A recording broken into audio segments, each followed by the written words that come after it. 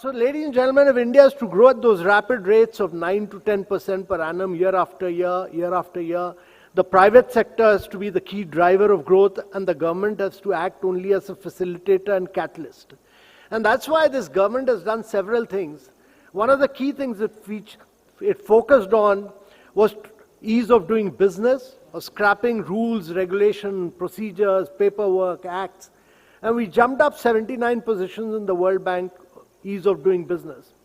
The other key area was to make the states compete with themselves, because India has 36 states and union territories, and therefore the next wave of reforms has to come in from the states. And therefore the states are competing. The first year we did this, Gujarat came number 1. The next year Andhra Pradesh beat Gujarat. The third year Telangana beat Gujarat.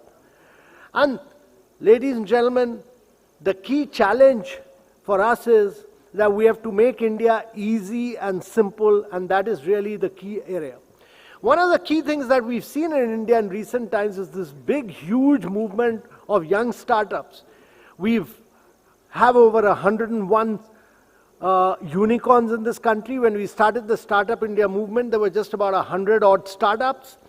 In just about 4 years' time, we've seen 76,000 startups in India. 101 unicorns, and during the peak of the COVID, we had 44 unicorns. We are having 3 to 4 unicorns per month in India. And that really shows the energy, vibrancy, and dynamism of our startup movement. The important thing to understand is that it's the young Indians who are radically transforming India.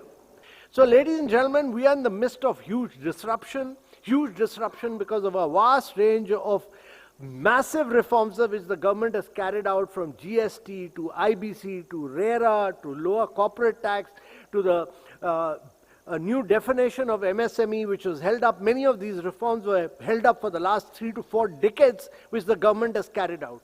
It's brought in the spirit of enterprise through ease of doing business. It's pushed the Startup India movement. It's brought in a huge amount of innovation.